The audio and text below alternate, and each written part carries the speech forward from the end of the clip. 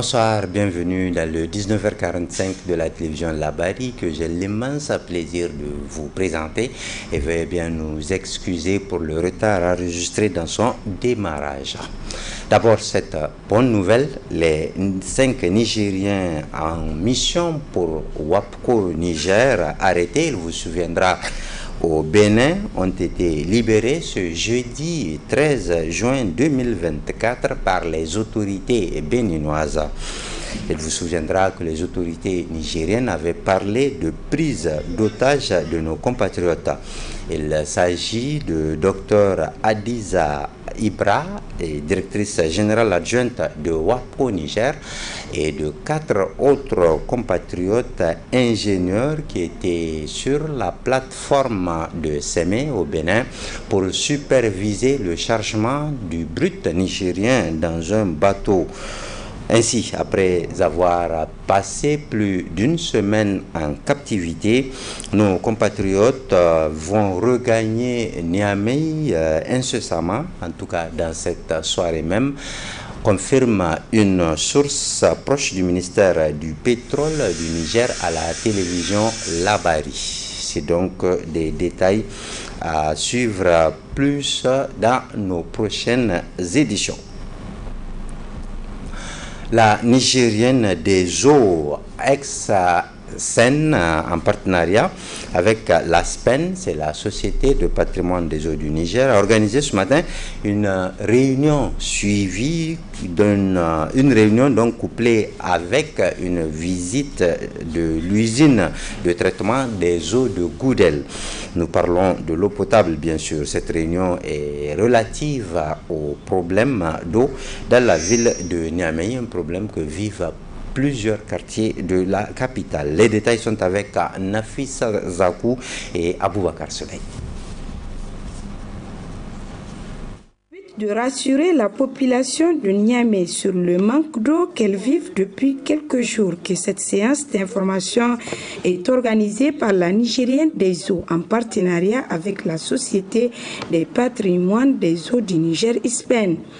Une situation qui est due à la venue d'eau brute très chargée qui survient chaque année, mais cette fois-ci, ces eaux sont venues précocement et à un moment où la demande en eau est très élevée du fait de la canicule. Le 5 juin, c'est une période de forte demande qui fait que même en période normale, c'est-à-dire quand les eaux sont moins chargées, nous avons le besoin qui dépasse notre offre. Donc nous avons un besoin qui tourne autour de 220 millions de litres pour une capacité, toutes les usines réunies de Niamey, de 185 millions de litres. Donc vous avez vu, quand il fait chaud déjà, on a un gap. Et avec maintenant la diminution de traitement qui s'impose pour produire de l'eau de bonne qualité, nous nous sommes retrouvés avec un gap qui est beaucoup plus apprécié et beaucoup plus ressenti au niveau de la population. Et cela a fait que dans certains quartiers de Niamey, qui n'avaient pas eu des problèmes d'eau dans le passé, ils ont connu des arrêts, voire des baisses de pression. L'événement et le phénomène est arrivé le 5 juin. Et le 10 juin déjà, la turbidité, donc l'eau chargée est passée au niveau du fleuve. Et nous sommes en train de remonter le déficit qui a été occasionné pour que la production puisse tourner à plein régime et que les quartiers qui manquent déjà, les quartiers ont ressenti dans les zones où quand même cela a été possible, on a déjà ressenti beaucoup d'améliorations. La présente séance d'information couplée avec une visite des installations au niveau de l'usine de traitement des eaux de Goudel est une occasion pour le directeur général de la NDE et celui de la SPEN de rassurer la population de la ville de Niamey des dispositions prises pour contrecarrer ces phénomènes annuels. Si nous avons initié cette séance d'information, couplée avec une visite de nos installations, c'est pour vous permettre de mieux apprécier la situation. Je sais, en tant que journaliste, vous allez pouvoir relayer la vraie information et rassurer la population sur la situation qui prévaut ces derniers temps en matière d'alimentation en eau potable à Niamey. Elle n'est que passagère. Soyez rassurés que nous le gérons avec le maximum d'efficacité.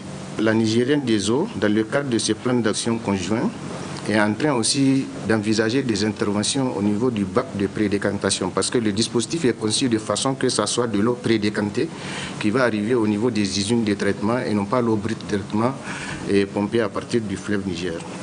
Donc la Nigérienne est en train de se déployer pour effectuer ces opérations au niveau de ces bacs également, qui est un ouvrage en béton armé. Et là également, nous savons que c'est des interventions qui ont aussi leur délicatesse, qui ne peuvent pas se faire n'importe comment, mais qui doivent se faire avec beaucoup d'attention.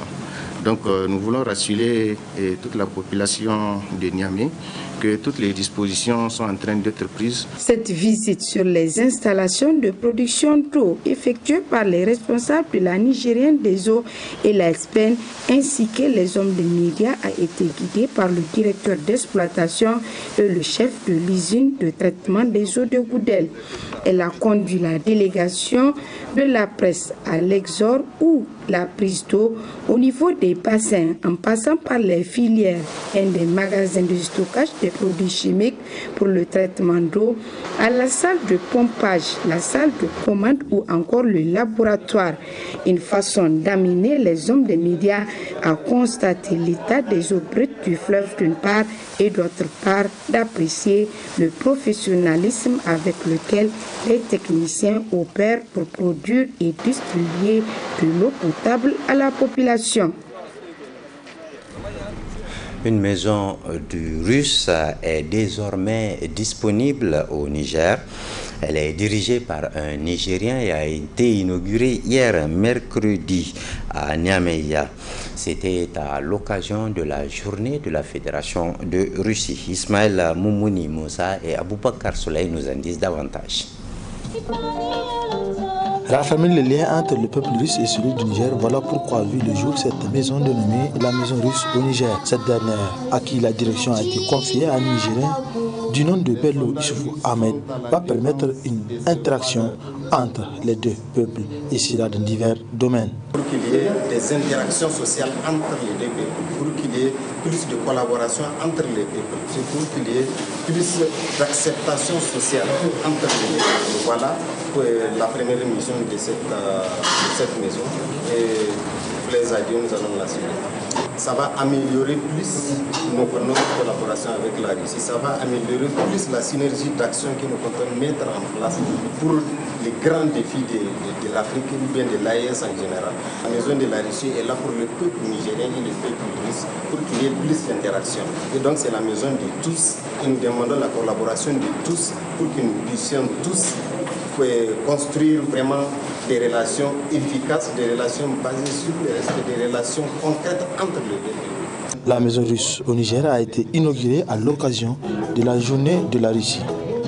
Nombreuses personnes ont pris part à cette cérémonie d'inauguration qui d'ailleurs, un des convives, ne cache pas sa joie. Nous sommes très satisfaits de cette ouverture, de ce lancement. Nous ne pourrons que souhaiter bon succès à cette maison et que de cette maison découle un partenariat plus approfondi, plus intense, mais également fraternel et très amical entre le peuple nigérien et le peuple russe. Cette maison russe au Niger, située au quartier Plateau, Niamey, cette maison témoigne ainsi du bon partenariat entre la Russie et le Niger.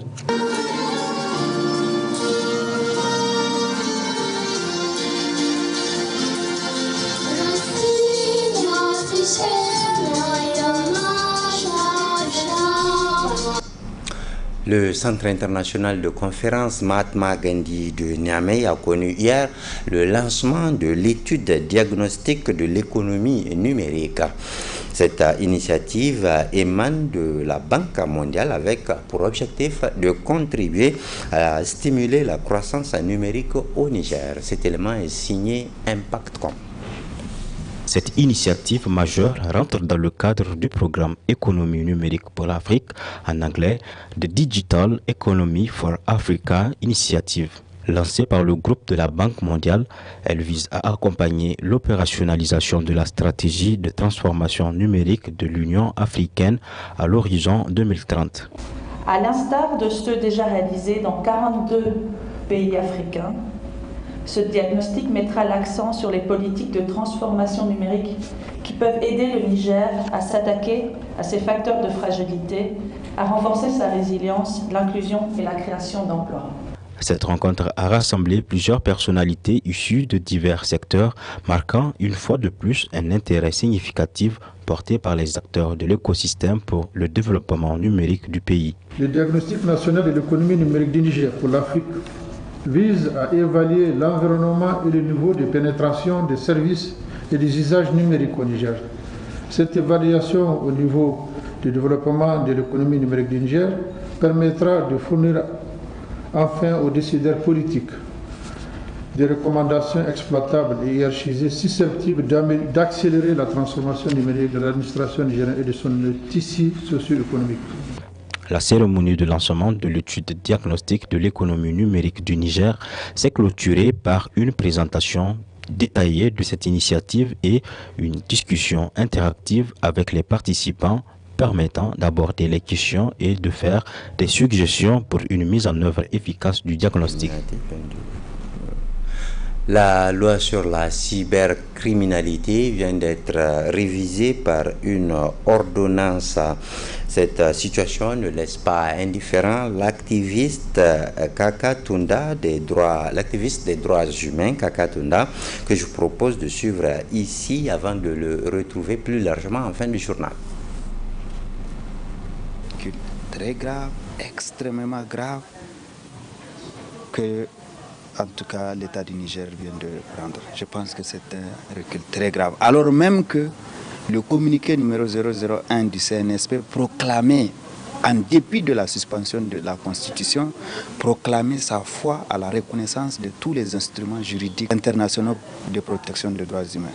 Cela veut dire que la Déclaration universelle des droits de l'homme et tous les autres, ils reconnaissent que le Niger fait partie, reconnaît ces instruments. Donc de ce point de vue, même si aujourd'hui la Constitution du 25 novembre 2010 n'existe pas, je pense que c'est un recul très grave que tout acteur avisé doit dénoncer. Surtout nous qui sommes sur les médias sociaux, nous qui sommes en contact avec les médias, nous qui sommes toujours en tant que défenseurs des droits humains, nous dénonçons certaines choses. Je pense que nous allons le dire à haute et intelligible voix que c'est un recul. Cette décision est tellement grave que il est clairement écrit, il ne peut être fait application des dispositions relatives aux circonstances atténuantes et au sursis. Voyez-vous, avant, on peut faire des circonstances atténuantes ou comme la mesure de sursis, le juge peut te condamner sur les 6 mois là. On peut te dire que tu es condamné à 6 mois, donc 4 mois avec sursis et 2 mois ferme. Cette fois-ci, le juge n'a aucune possibilité de faire cela. Il est obligé d'appliquer la peine de 1 an, à partir de 1 an jusqu'à 3 ans. Donc ça veut dire que c'est une situation très grave. Voilà Kaka Tunda que vous retrouverez en fin d'édition, Inch'Allah. Sport avec l'accueil à l'aéroport international Diori Hamani de Niamey des judokas qui ont participé au Open de Marrakech tenu du 30 mai au 2 juin dernier et à celui d'Abidjan organisé du 6 au 9 juin. C'est au total 7 médailles que les combattants nigériens qui ont participé à ces 2 compétitions ont remporté. Détail avec Ismaël Momouni et Sadou Demi. C'est un héros que les ambassadeurs qui ont dignement représenté le Niger au Open Marrakech du 30 mai au 2 juin dernier et à l'Open d'Abidjan du 6 au 9 juin dernier ont été accueillis à l'aéroport international Diori Hamani de Niamey. La moisson fut bonne pour le Niger. Sur les 4 judokas engagés à l'Open de Marrakech, 2 ont remporté des médailles d'argent. Quant au l'Open d'Abidjan, sur les 7 judokas engagés, le Niger a remporté 2 médailles de bronze, 3 médailles d'argent et une médaille d'or. Une prouesse appréciée par la Fédération nigérienne du judo. Nous remercions les uns et les autres pour avoir contribué quand même à enregistrer vraiment un résultat positif cette fois-ci. Positif, je dirais, parce que nous avons engrangé quand même une médaille d'or qui a fait certainement le buzz à travers les réseaux sociaux, à travers celle qui est là, et ça a été notre fierté à nous. Pour l'Open d'Abidjan, le Niger est classé 12e sur 28 pays engagés, soit 6 médailles sur 7 combattants engagés en junior. Le Niger est également 4e sur les 11 pays classés. Un résultat récolté à l'issue d'une bonne formation. Au niveau du judo, ce qu'il faut rappeler, c'est que la qualification se joue à 3 étapes. Il y a la qualification mondiale, où les 17 premiers de chaque catégorie sont qualifiés directement, puis la qualification continentale, puis après il y a les universalités. Donc nous attendons de voir, n'est-ce pas, la finalisation donc, de la qualification au niveau continental. On est vraiment satisfait parce que là on est sur la phase finale des points pour les Jeux, pour la qualification des Jeux Olympiques. Là, c'est le dernier Open africain qui s'est passé à Abidjan. Là, il reste un seul Open qui va se passer à Pérou le 21. Et à partir de là, d'ici la fin du mois, ils vont lever les classements généraux pour la qualification des Jeux Olympiques. Donc, c'est comme si on est allé faire le dernier virage, en fait. Parce qu'en judo, il n'y a pas de tournoi qualificatif. C'est-à-dire qu'ils donnent 2 années aux athlètes de comptabiliser des points. Donc c'est au dernier Open, ils comptabilisent tous les points et ils prennent les premiers des catégories qui seront qualifiés pour les Jeux Olympiques. Pour le bronze, Abdelkader Adamou, 81 kg, Zakaï Ganda, 60 kg. Et pour les médailles d'argent, Ismaël Allah, 66 kg, Mato Sanoussi, 66 kg et Abdelaziz Jibo, 55 kg. Et pour l'or, Rahman Ali Rabilatou, 52 kg. Tous ces médaillés ont été félicités. Le 3e vice-président de la Fédération nigérienne de football a rendu visite hier aux jeunes de l'académie d'élite de la FENIFOOT à Niamey. Un déplacement qui intervient à la veille du départ des académiciens pour les grandes vacances en famille. Tikri Ibrahim commente les images de Abdel Nasser Seydou. Après une année d'activité académique et footballistique, les jeunes académiciens de la Fédération nigérienne de football FENIFOOT Academy seront en vacances. Des vacances méritées à partir de ce 13 juin 2024. Un moment de joie, mais aussi de peine pour ces enfants de la catégorie U13 et U15 venus de l'ensemble du pays. Soyez sages. Les bons comportements, il faut les répéter encore en famille. Il faut les répéter en famille. On souhaiterait bien que le parent puisse dire positivement qu'un tel, durant son séjour ici à Niamey, il a acquis quelque chose en bien. Ça peut être la prière, ça peut être le fait de dire bonjour aux grands, bonsoir à la maman. Ok? N'oubliez pas les bonnes manières qui vous ont caractérisé. On est vraiment content. Parce que c'est notre première année et aujourd'hui on va se quitter pour aller voir nos parents. Et vraiment on remercie nos encadreurs et si possible même on peut remercier le colonel, le président de la Fédération nigérienne. Et on remercie aussi les directeurs du centre technique. Vraiment aujourd'hui on est content. D'un côté, on n'est pas content parce qu'on est devenu de la famille. Et c'est pourquoi, surtout les jeux qu'on fait ensemble, si on se souvient de ça, vraiment, on sent quelque chose, vraiment. Toutes les conditions sont réunies par la Fédération nigérienne de football FENIFOOT pour le départ en vacances. Le 3e vice-président de la FENIFOOT a tenu à prodiguer des conseils aux académiciens de la FENIFOOT. Vous allez aller en vacances, vous allez être en famille, vous reposer, mais vous allez continuer à jouer au football. Vous allez continuer à jouer au football à travers les CTR qui sont là-bas, les entraîneurs à partir desquels on a fait votre détection. Ils sont toujours chacun dans sa région et en collaboration avec les encadreurs d'ici. Il y a des comment on appelle ça, des schémas qui vont leur donner et que vous allez, on ne va pas dire en plein temps comme ici, mais ne serait-ce que 2 fois ou 3 fois par semaine, vous allez vous retrouver avec les enfants qui sont là-bas, dans les différents camps, dans les différentes équipes, pour continuer à toujours à jouer au football. Parce que le football, c'est comme ça. Il faut toujours continuer à le faire, même si on est en vacances. Mais l'avantage, vous serez avec vos parents. Donc, on vous souhaite de très bonnes vacances. Notons que sur l'effectif de l'Académie de la FENIFOOT, 14 vont passer les examens de fin d'année. Leurs camarades ont imploré Allah le Tout-Puissant afin qu'il passe avec succès cet examen et protéger aussi le Niger et son peuple. اللهم صل على محمد وعلى آل محمد كما صليت على إبراهيم وعلى آل إبراهيم إنك حميد مجيد اللهم بارك على محمد وعلى آل محمد كما باركت على إبراهيم وعلى آل إبراهيم في العالمين إنك حميد مجيد اللهم تقبل منا إنك أنت السميع الدعاء وتب علينا يا مولانا إنك أنت التواب الرحيم سبحان ربك رب العزة عما يصفون وسلام على المرسلين والحمد لله رب العالمين. Je vous rappelle, avant de vous quitter, la principale information de cette journée, de cette soirée plutôt, et c'est plutôt une bonne nouvelle.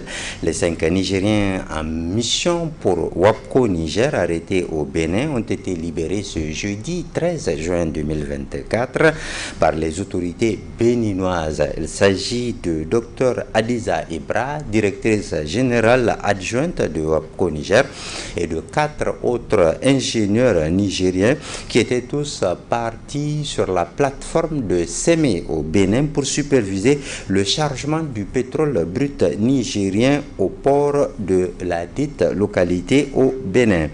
Ainsi, après avoir passé plus d'une semaine de captivité, puisque nous rappelons que le gouvernement nigérien a parlé de prise d'otages, ses compatriotes vont regagner incessamment Niamey ce soir même, paraît-il. Ce nous a confié en tout cas une source proche du ministère du pétrole de notre pays. Information sur laquelle nous reviendrons plus en détail dans nos éditions de demain, Inch'Allah. Je vous laisse maintenant suivre l'intégralité de l'interview que nous a accordé Kakatouda. C'est relativement à l'ordonnance qui vient modifier la loi sur la cybercriminalité. Bonne réception et à très bientôt, Inch'Allah. J'ai reçu également ce communiqué de presse du garde de Sceaux, notamment du ministre de la Justice et des Droits de l'Homme du Niger, qui vient rappeler à l'opinion publique nationale et internationale que le président du CNSP a signé le 7 juin dernier une ordonnance, notamment l'ordonnance 2024-28, donc du 7 juin 2024 portant modification de la loi 2019-33, notamment du 3 juillet 2019 portant répression de la cybercriminalité au Niger. D'entrée de jeu, je vais dire que c'est un recul très grave, extrêmement grave, que en tout cas l'État du Niger vient de prendre. Je pense que c'est un recul très grave. Alors même que le communiqué numéro 001 du CNSP proclamait, en dépit de la suspension de la Constitution, proclamer sa foi à la reconnaissance de tous les instruments juridiques internationaux de protection des droits humains.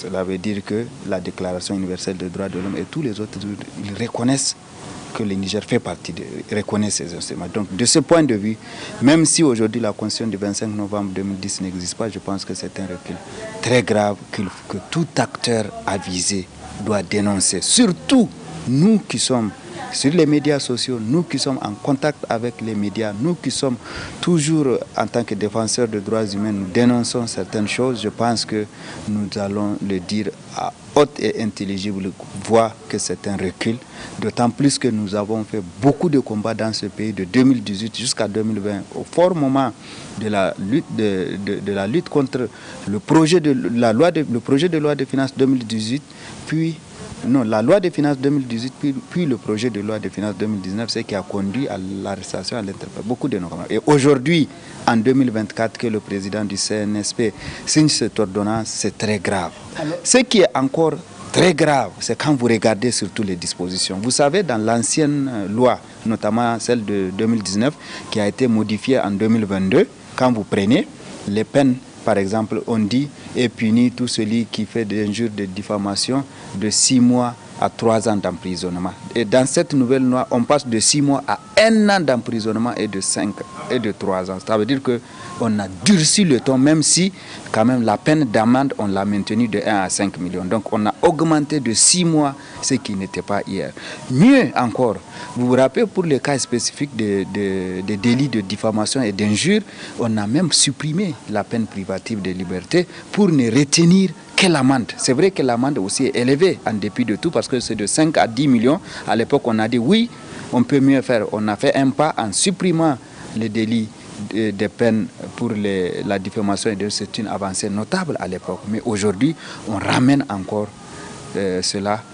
C'est une régression terrible. Vraiment, nous avons tous, à partir de cet instant, notre main sur le cœur et on ne sera jamais. Et c'est une sorte de menace qui va peser sur les libertés individuelles et sur les libertés collectives, mais sur la liberté d'expression de manière générale dans le pays. Déjà, beaucoup pensent que le régime militaire n'est pas synonyme de régime de respect des droits humains, alors que non, que ce soit les militaires, c'est toujours les textes qu'on applique, c'est toujours les hommes qu'on dirige, donc on ne peut pas continuer à faire ce genre de discours et c'est très grave.